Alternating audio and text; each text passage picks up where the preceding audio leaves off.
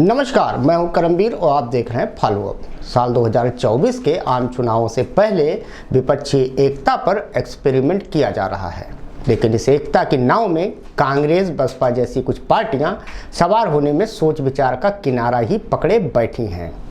अब शनिवार को आबकारी नीति मामले में दिल्ली के पूर्व हो चुके उप मुख्यमंत्री मनीष सिसोदिया की गिरफ्तारी और हिरासत को लेकर अरविंद केजरीवाल समेत विपक्ष के 9 नेताओं ने पीएम मोदी को चिट्ठी लिखी है। चिट्ठी में कहा गया है कि इस बात से आप भी सहमत होंगे कि भारत एक लोकतांत्रिक देश है। विपक्ष के नेताओं के खिलाफ जिस तरह से केंद्रीय एजेंसियों का दुरुपयोग किया जा रहा है, उन कार्रवाइयों से ऐसा प्रतीत होता है कि हम एक लोकतंत्र से तानाशाही की ओर बढ़ रहे हैं। चिट्ठी लिखने वाले विपक्षी नेताओं में आम आदमी पार्टी के संयोजक अरविंद केजरीवाल, बीआरएस के चंद्रशेखर राव, तृणमूल कांग्रेस की ममता बनर्जी, पंजाब के मुख्यमंत्री भगवंत मान, राजद के तेजस्वी यादव, जेकेएनसी के Farooq Abdullah, NCP supremo Sharad Pawar, Shiv Sena UBT के उद्धव ठाकरे और सपा के अखिलेश यादव का नाम शामिल है। हालांकि इस पत्र में कांग्रेस, बसपा समेत नीतीश कुमार जैसे विपक्ष की एकता की बात करने वाले नेता शामिल नहीं हैं। दरअसल साल 2024 में मोदी मैजिक को थामने के लिए विपक्ष बेचैन है, लेकिन उसी बेचैनी में कांग्रेस क्वेश्चन मार्क बनकर बैठी है। कांग्रेस ने अभी तक अपने पत्ते ही नहीं खोले हैं। कांग्रेस को लगता है कि ओवैसी की तरह ही केजरीवाल की आम आदमी पार्टी भी बीजेपी की बी टीम है, जिसका एक झटका कांग्रेस बीते महीनों गुजरात विधानसभा चुनाव में खा भी चुकी है। केजरीवाल की आप आगामी छत्तीसगढ़, राजस्थान, कर्नाटक जैसे राज्यों के विधानसभा चुनावों में कांग्रेस के लिए भारी मुसीबत साबित हो सकती है। दूसरी वजह यह है कि कांग्रेस को लगता है कि राहुल गांधी की भारत जोड़ो यात्रा उसके लिए मृत संजीवनी है। बहरहाल कांग्रेस की तरह अरसे से न्यूट्रल पॉलिटिक्स कर रही बसपा सुप्रीमो मायावती भी विपक्षी एकता में अपने हाथी को भेजने में दिलचस्पी नहीं दिखा रही हैं। उन्हें भी नफा नुकसान का डर सता रहा है। अब आते हैं चिट्ठी पत्री सियासत पर। 9 नेताओं के नाम वाले इस पत्र में कहा गया है कि 26 फरवरी 2023 को दिल्ली में मनीष सिसोदिया को गिरफ्तार किया गया। यह गिरफ्तारी काफ़ी लंबी कवायद के बाद और बिना कोई सबूत साझा किए की गई। सिसोदिया पर लगाए गए सभी आरोप निराधार और राजनीति से प्रेरित हैं। इस कार्रवाई से पूरे देश की जनता में रोष है।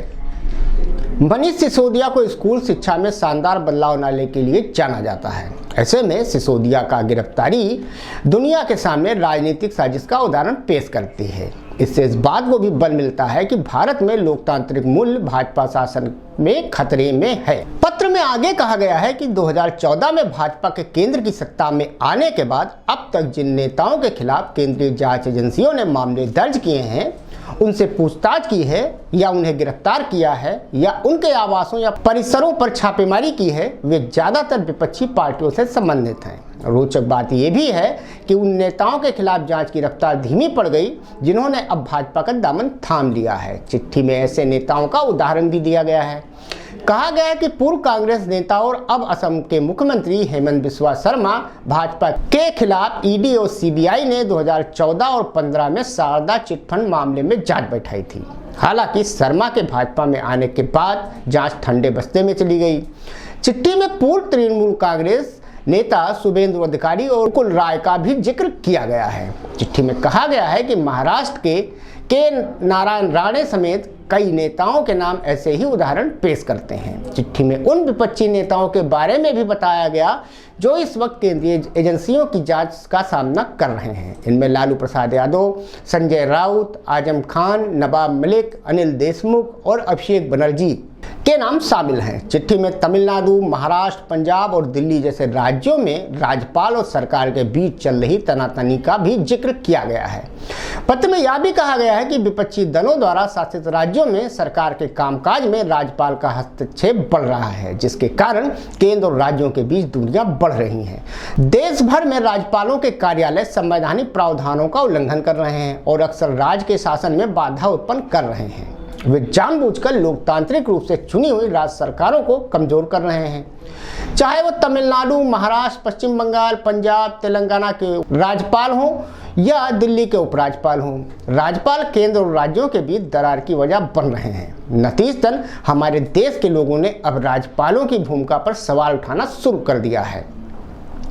जो लोकतंत्र के लिए ठीक संकेत नहीं है। पत्र के जरिए नेताओं ने केंद्रीय एजेंसियों की धूमिल हो रही छवि, उनकी स्वायत्तता और निष्पक्षता पर लगातार उठ रहे सवाल पर भी गहरी चिंता जताई है। विपक्षी नेताओं ने प्रधानमंत्री से पत्र में कहा है कि साल 2014 के बाद से ही जांच एजेंसियों ने विपक्षी नेताओं को निशाना बनाना शुरू किया।